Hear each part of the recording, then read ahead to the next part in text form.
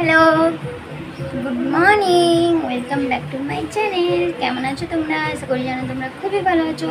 আর আমিও দেখো ভালো আছি গাইস। ভালো নেই বলবো না, ভালো আছি।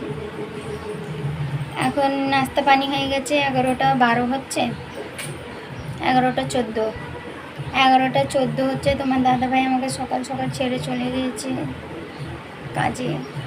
ফোন চলে এসেছিলো, চলে গেছে 8টার সময়। আর আমি খেলাম আজকে চা টোস্ট। আমার সোনাটা নেই বলে আজ চা টোস্ট খেতে হয়েছে। তো যাই হোক, খেয়ে নিয়েছি। এবারে যাচ্ছি রান্না চাপাতে। রান্না চাপাবো হচ্ছে ডাল ভাত, আলু বড়ির তরকারি, না হয় বড়ি আলুর তরকারি তো হবে, না হয় আলু ভর্তা হবে, না হয় আলু ভাজি হবে। হে আল্লাহ, আমি আলু কতদিন আর খাবো আল্লাহ তাআলা। আর দুদিন খেয়ে নেই, আর দুদিন, তারপরে আর না। আমি ঘরে আলু খাই গাইস, কিন্তু খুব কম। তো যাই হোক, চলো চলে আসছি তোমাদের সামনে পরে। পুরো ভিডিওটা দেখতে থাকো, অবশ্যই তোমাদেরকে ভালো লাগবে দেখতে।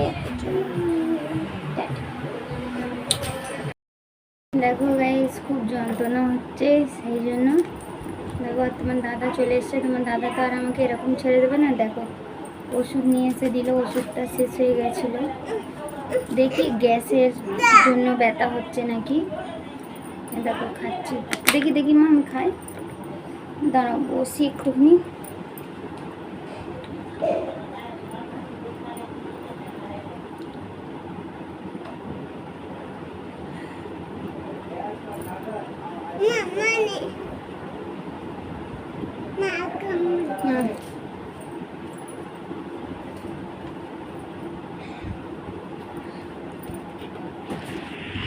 ডাল ভাত আলু ভর্তা হয়ে গেছে, দেখো রেখে দিয়ে ধরো দেখি। তোমার দাদা জোর করছে, বলছে ডাক্তারখানায় চলো। সেই যাবো গাইস, এক গাদা ওষুধ দিয়ে দেবে। আর ওষুধ পুরো আমি কন্টিনিউ করি না, ছেড়ে দিই ওষুধ খাওয়া। তাই আমি যাইনি। আমি ঠিক আছে বললে, ঠিক আছে তাহলে গ্যাসের ওষুধটা খেয়ে দেখো। আমি বললাম গ্যাসের ওষুধ শেষ হয়ে গেছে। বলে ঠিক আছে। তো এনে দিল, খেলাম। দেখি যদি ব্যথাটা ভালো হয়ে যায় তাহলে ভাববো গ্যাসের জন্যই হচ্ছে। আর যদি না হয় তাহলে যাব ডাক্তারখানায়। আমার থেকে থেকে না যন্ত্রণা হয়, কি জানি কেন, গ্যাসের জন্যই হয় মনে হচ্ছে। কালকে রাত্রির থেকে ব্যথা হচ্ছে, কালকে সন্ধ্যে থেকে ব্যথা হচ্ছে খুব।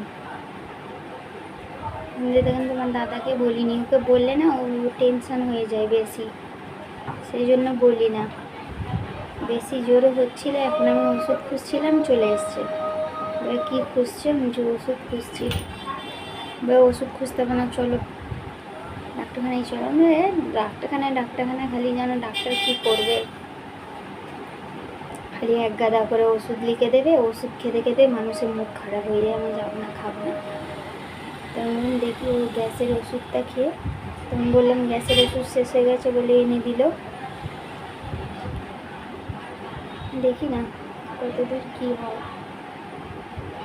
আমার দাদা বলছে ঘরে যাওয়ার জন্য কিরম হচ্ছে। আমি হচ্ছে তো, কিন্তু যাবো। এরা আবার কে ঝামেলা করছে, বলছে যেতে হবে না এখন, 10 দিন বাদ যাবে বকরিদ বাদ। বকরিদের এখন 17 দিন বাকি রয়েছে।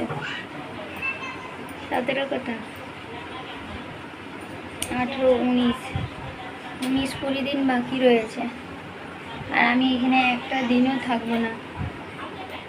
বকরিদের বাকি 20 দিন, আবার বকরিদের কদিন থাকতে হবে, সেই 1 মাস ধরে 2 মাসের কাছাকাছি আমি থাকবো না ভাই। যার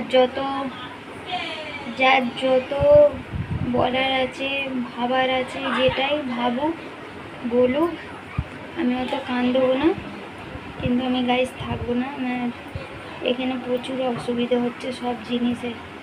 প্রথমত আমার এখানে কোনো জিনিস ভালোভাবে খাওয়া হচ্ছে না, শুধু আলু ছাড়া আর কিছু খেতে হচ্ছে না। তোমাদেরকে বলছি, তোমরা একটা ফ্যামিলি মেম্বার আছো বলেই তোমাদেরকে বলছি।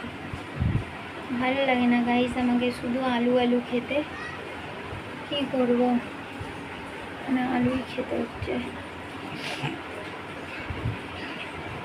চলো পরে আসছি, ঠিক আছে? খুব জোরে যন্ত্রণাটা হচ্ছে।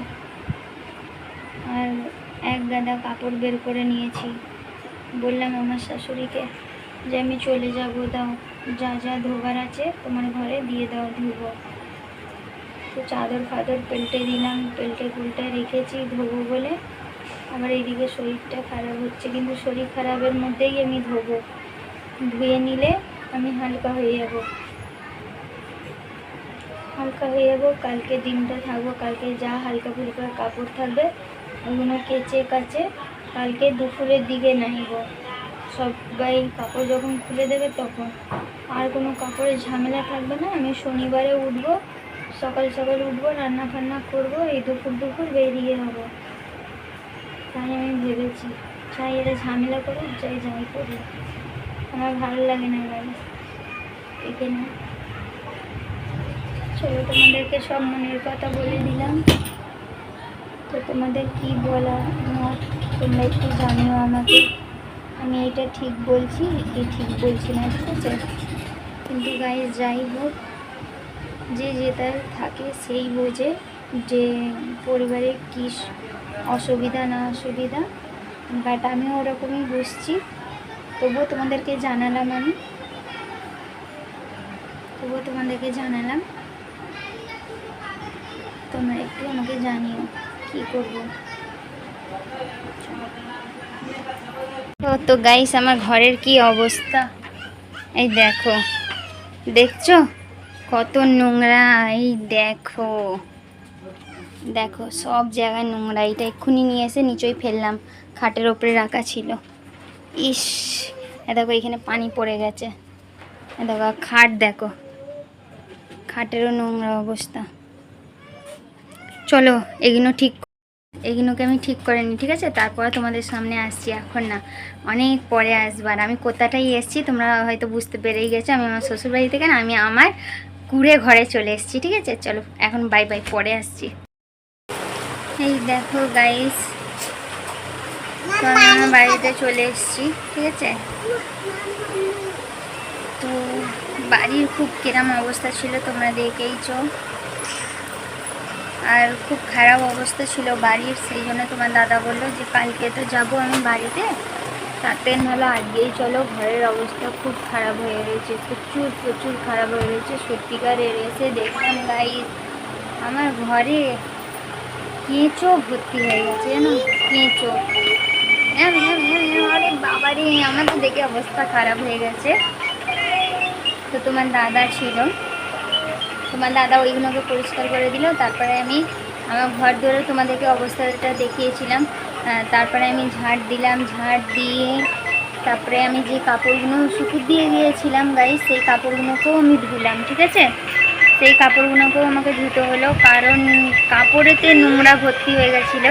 আমি সব কাপড়গুলোকে ধুয়ে নিলাম, ধুয়ে শুকুর দিয়ে দিলাম। পানি দিয়েই ধুয়েছি, কারণ সার্ফ দিয়ে তো ধুয়ে গিয়েছিলাম। তো পানি দিয়ে শুকুর দিয়ে দিলাম, ধুয়ে বাইরে শুকুচ্ছে। তারপরে এলাম ঘরে, ঘর মুছতে, ঘর মুছলাম, গ্যাস চাপা দিয়েছিল, তোমরা দেখতেই পেলে। গ্যাস চাপা দেওয়া বউজুদ, গ্যাস যখন খুলি তখন ও বাপরে যা নোংরা। আর তারপরে এখন আলমারিগুলোকে তো পরিষ্কার করা হয়নি, আর অতটা শক্তি নেই, তোমরা জানো, ফের ছিঁড়ে যাবে কালকের মতন আমি মারবো। তো আমার তো ব্যথা হচ্ছে, তোমরা জানোই আমার খুব জোরে ব্যথা হচ্ছে এখানটাতে। তো যাই হোক, আমি এতই কাজ করে দিয়েছি আমার জন্য অনেক, নাহলে সম্ভব ছিল না। তবু আমি গায়ের জোরেতে আমি করে নিয়েছি।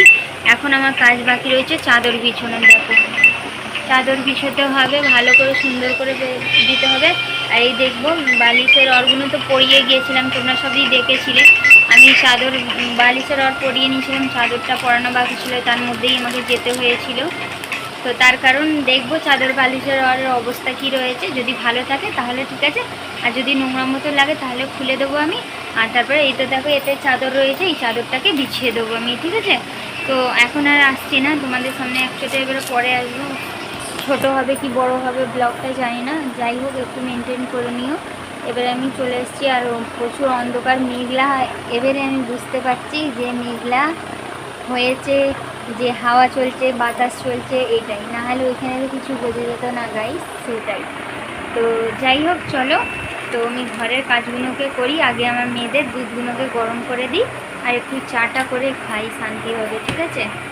এইটা একটা কিনে নিয়ে এলাম, ওইগুলোটা 1 মাসের জিনিস হয়ে গেছে, কী জানি কেরাম আছে না আছে, আমার ছুঁতেও ইচ্ছে করছে না, তাই একটা 5 টাকাওয়ালা বিস্কুট কিনে নিয়ে এসেছি। এই বিস্কুটটা দিয়ে চা খাবো 3 মাই বেটি, আর তোমার দাদা খাবার নিয়ে আসবে, কেন রান্না করার জন্য তো কিছুই নেই এখন, যা হবে কালকে থেকে রান্না হবে, তোমার দাদা একটু নিয়ে আসবে। তোমার দাদাকে আমি আজকে সকালবেলা বলেছিলাম জানো, যে আমি আর এই আলু খাবো না, আমাকে একটু বিরিয়ানি টিরিয়ানি এনে খাওয়াও, মাহেরা ফিরলেই মারবো আমি। তো বলেছিল ঠিক আছে এনে দেবো রাতের বেলা, মনে হয় আমার নসিবে ছিল, সেই জন্য তোমার দাদা বলে আমি রাতের বেলা নিয়ে আসবো। কিন্তু বিরিয়ানি আনবে কি তরকারি রুটি আনবে আমি সেটা জানি না গাইস, কিন্তু নিয়ে আসবে আমার জন্য। তো চলো কালকে থেকে রান্না ফান্না হবে, আজকে না, আজকে এই ঘরগুলোকে একটু পরিষ্কার করে নিই, ঠিক আছে। তো চলো গাইস, তোমরা দেখতে দেখো আবার আসছি। এই দেখো গাইস, খাওয়া দাওয়া হয়ে গেছে, খাওয়া দাওয়া হয়ে শুয়ে গেছি, আর মারিয়া মাহেরাও শুয়ে গেছে, দেখো তোমার দাদা আছে, তোমার দাদাই তো বসে আছে। তো চলো ভিডিওটা এখানেই শেষ করে দিচ্ছি, কেন ঘুমিয়ে গেছি দেখতেই পাচ্ছ। আর দেখা হচ্ছে কালকে নতুন একটা ভিডিওর সাথে। আজকের মতন tata, bye bye, good night, সবাই ভালো থেকো সুস্থ থেকো, আর এইভাবেই আমার পাশে থেকে দেখি কালকে সকালবেলা কী দিন আসে, ঠিক আছে। চলো দেখতে থাকো।